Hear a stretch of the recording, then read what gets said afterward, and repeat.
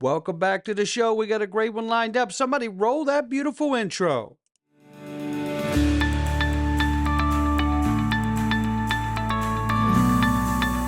Digital Perspectives with Brad Kimes. Come on in.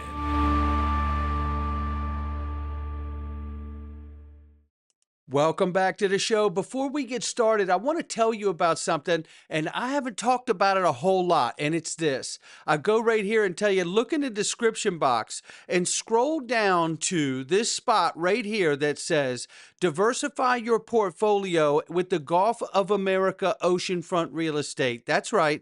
Gulf of America XRP.com. You click that link and it'll take you here to sign up and register so you can start getting amazing properties. What kind of amazing properties? Well, one like this in this picture and one like this too. And you know what I got thinking? I was like, this is the Destin, Florida area, the Gulf of America, that panhandle where it has those silk sandy beaches. I cannot wait to get down here to this area. But I just thought to myself, what could $5 million buy you in the Gulf of America versus, let's say, Malibu, California? So I grabbed a house in Malibu, California for $4.995 million. It's a 2-bedroom, 2-bath, double wide. Look at it. It's a trailer for $5 million. Now, you could come to Florida and get the same kind of property, but this is what you would be buying. A property like this, where you walk out your back door right down to the best beach in the world that has Bahama clear blue, green clear blue water, just like down in the Bahamas, and you're not even leaving the continental United States. That's the Gulf of America, XRP.com. These are the opportunities you have here. And I don't mind telling you, Florida's got no income tax. So then there's that. The advantages and the upside here are remarkable. And you know what? And if you contact the people on this, ask for Daniel. His phone number's there. You can text him or call him. And I'm telling you right now, this is a remarkable opportunity. And what if you want to rent some of this out? Well, they do that too. So if you want to timeshare your property after you buy it, they can help you any way you want to make it work for your lifestyle. Make sure you click the link and get a hold of them and ask for Daniel. They'll help you. They're already helping people right now. $3.42 trillion market cap for crypto. The market's off 0.5. Bitcoin now still over 103,000 plus. Ethereum 2,400 plus at the moment. XRP $2.41. We're up 1.1 on the 24, and we're up 9.5 on the 7-day. The range of price very quickly here, ranging between 232 and 242. We're at the top side of that range, and we'll see if it keeps going. Don't forget, markets freeze up when they start blowing up and things get hot. That's why you want to open your free account with Caleb and Brown. Digital asset investor and myself have come together with Caleb and Brown, and you can open up your account at xrpwealth589.com. Free account, free institutional grade custody, no hidden fees, no spreads, one flat rate. And you get human customer service, whether it's a technical issue or a prime broker. This is the kind of service that is missing from this space, and Caleb and Brown brings it to you. And I'm telling you right now, you're going to get the best night's sleep you've ever had your entire life. And we're 19 days away. Look at it. Oh, this is so exciting. 19 days away, ladies and gentlemen. Get your tickets, XRPLasVegas.com. Don't mess around. Bree Teresi will break it down, tell you what you get. Take a listen. Hey everyone, this is a friendly reminder to go ahead and purchase your XRP Vegas tickets because the event is coming up on May 30th and 31st. We're going to have Ripple's Brad Garlinghouse and David Swartz there speaking, as well as the CEO of Uphold, of iTrustCapital, and Caleb and Brown, and so many other people in the digital asset space. It's going to be an awesome way to be able to learn so much during these panels, ask questions and connect with other people from the community. If you are new to this space, this is the perfect opportunity for you. Go ahead and purchase tickets down below. I can't wait to see you in Vegas. No doubt about it. We want to meet all of you, and you can meet her and everybody else on the panels. It's going to be a remarkable time. 235, look at this, 100,000 million billion, 235 billion added to the cryptocurrency market yesterday. That is a positive sign. And this is still money coming back to the market. And we watched the stablecoin vote get stonewalled even after the Dems helped craft the legislation in committee and pass it so it could go to a floor vote so they could grandstand against it. Ultimately, I think for that reason it gets passed, and once we get past the political grandstanding. And speaking of political grandstanding, I've got to show you this. This is Bernie Sanders just looking for any kind of angle from these two people who just do not like crypto and are not very bright. That's about as polite as I can put it on a Saturday morning. And you can hear him grasping for straws. Give me something I can use. It's, what are they doing here? Listen. Oh my God. Crypto is essentially, it is a scam. It's probably exactly what you think it is. All right, Corey, before we go further, don't assume that we know as much as you think we know about this issue. Why should I be investing in a CD rather than in a stable coin? What do I got, 4% interest on a CD? You get none of those protections with a stablecoin. You get no interest. The stablecoin company gets all the interest. At $1,000 a year from now, I've lost, it's worth $960 or something like that. No, that is not correct. Your stable coin is worth the same value if it's pegged and compliant. Oh boy. Listen. Is that correct?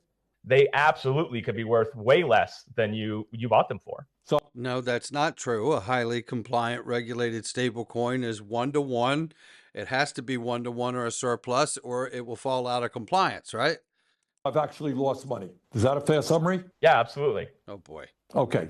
It's not. Sasha, jump in. I mean, they're basically just little bits of digital nothing that have no basis in the financial system. They're also a haven for criminal activity. There's no end to the kind of crimes you can perform Murder for hire? in this ecosystem. People are using crypto to kill other people. That's right. You have to laugh. This is the kind of political grandstanding people like Bernie Sanders are looking for. This guy's a senator. Give me something horrible I can say on the floor of Congress, right? People are hurting other people, they're killing them. It's like, give me a break. It's like, what do you think people are doing with the US dollar, genius? Good gracious, professor. And then these other two make a good case for somebody who may have gotten stuck in their birthing canal. Good Lord. Commissioner Caroline Crenshaw. Well, here's another one right here. Oh boy, we're all going to Johnson's Pond and nobody shows up because Caroline's going to be there. Commissioner Caroline Crenshaw nomination to get another term at the SEC is the new lobbying target for a wide array of crypto groups who see her as an enemy, and rightfully so.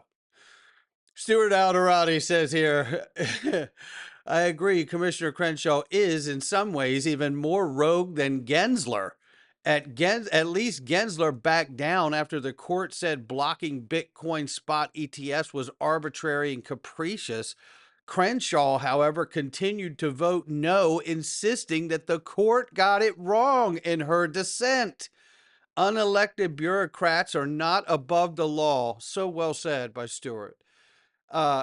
This is what we're still fighting with, but at the same time, we're seeing glimpses of where we're going, like breaking Missouri removes capital gains tax on Bitcoin, XRP stocks, and real estate. And they're the first U.S. state to do it. No more capital gains tax on Bitcoin, XRP stocks, and even real estate. And I know Florida is looking to move in the same direction as far as real estate tax goes, too. When you buy your property, imagine not having to pay taxes every year the way it should be. I bought the land. Get out of here, right? I love this. And then we see this. How long have we been waiting to see old Larry Fink, the Blackrock CEO, say, we'll be seeing Bitcoin well above 500K in the next 5 to 10 years. This is a $10 trillion plus asset. Just Bitcoin, he's saying. Well, imagine the size of XRP market cap if we got legislation. And then BlackRock doubles down and held a meeting with the SEC Crypto Task Force, and that was yesterday, to discuss staking, tokenization, ETF approval criteria, and potential ETF-related derivatives. Now, I remind everybody here of the tokenization comment from Dan Dunney at DTCC, which reminded all of us that they could tokenize $100 trillion unilaterally without having to ask anyone for permission to do it. And they could do it within seconds. Just a reminder. And so is this. The Magnificent Seven. You know who they are. You know, Meta, Amazon, Apple, Google. You get it. Right? Meta is exploring stablecoin payment integration for its platform after a 3-year crypto hiatus per Fortune. Remember the Libra token debacle when they were going to do that. And Maxine Waters and others came out and said, no, I don't think so.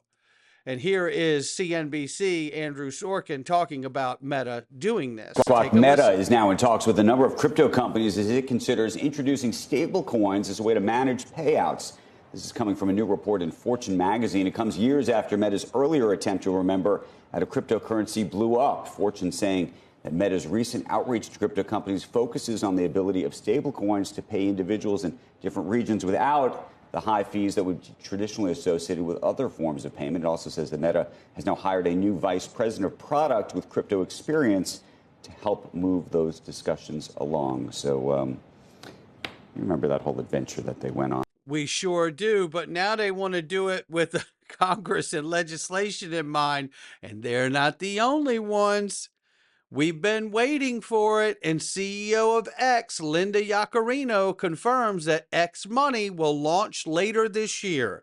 I'm guessing probably right after we see that legislation signed and passed in August. What do you think, right? And if they are planning to do, this is why I say the political posturing on the stablecoin bill. Look, the Dems shaped that bill in committee. Let's be clear.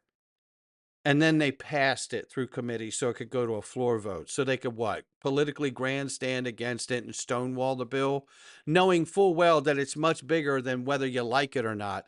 They know full well that they had a hand in crafting it.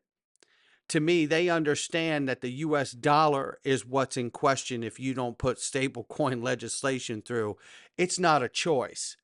And when I look at Meta lining up to do their stablecoin, when I look at X lining up to do their stablecoin, when I see BlackRock meeting with the SEC on tokenization, it tells me that all of that is a political stonewall grandstand moment, and we will get through it. They're not lining up to do this because it's not going to happen, and they're not alone. 3 billion users are about to fall into crypto. Listen to Charles remind us all. You're going to have cryptocurrency wallet in your Android phone. You're going to have a cryptocurrency wallet in your iPhone. You're going to have a cryptocurrency wallet Windows, and they're going to be using stablecoins. It's not because Papa Satya over at Microsoft is like, boy, I love crypto. It's he hates paying fees. Bingo. If you're Microsoft, you got people in 150 countries, and you hate some local bank in Bangladesh or Pakistan or someplace charges you 5% here or 10% here. You want to get rid of that whole thing. So why not pay them in stablecoins, Windows to Windows, and you're your own bank. Plus, if they're issuing that token, they could wake up just like Tether does and get $20, $30 billion a year in yield from treasury bills. The new laws that are being... This is where it's going. And you think that these companies don't want the opportunity to earn the yield and turn over payments that they have to pay, the friction of making payments, to now making money for offering payments and tokenization and stable coins? Are you kidding me?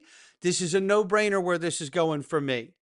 And to me, it does come down to them getting this stablecoin bill pushed through, because once you get that through, you have to have the market infrastructure. So this is vital. And I think it's vital they get it done this month, according to everything we've heard from Capitol Hill. Now, let's take a look at this very quickly here. It's Agrad Crypto who says, look, in the short term, XRP must close above 241, 250 to confirm a bullish breakout. Failing to breach the red line, and starting consolidation could mean correction isn't over. We may see lower targets if that happens. The ultimate retest would be a $1.30, $1.20. Oh, don't you do it because I'll buy the rest of it. He said reaching this zone would present a once-in-a-generation buying opportunity as far as he's concerned. And he says to plan to add this XRP bags if it does it. And I will too, not financial advice. But that's what we're looking at here. So the market noise is noise anything under 250 for me. And I even have the window of 340. Like, let's get above 340 and then we're really talking. Dark Defender shares his numbers here. Says we had a clear break on the weekly time frame looking at the Elliott wave formations, 222 and touching 236. He said we expect a correction and had it at 207. The $2 level were the target. He says monthly wave 5 is progressing full speed. Weekly RSI will turn bullish this week, which endorses our current structure of 585 and 639, which none of us would be upset about. Look, not financial advice from me or anyone else. We're going into the freedom zone and we're going to touch on some stuff today and you're going to want to be in there. All you got to do is click the join button and come on in. Get all the daily videos with 0 Google ads plus extra content. And you can join us in YouTube or on Patreon for the same perks and the same content, whatever you prefer. Again, not financial advice from me or anyone else. We're going inside. Come on in. All right, welcome back. Let me get this keyed up here. I want to play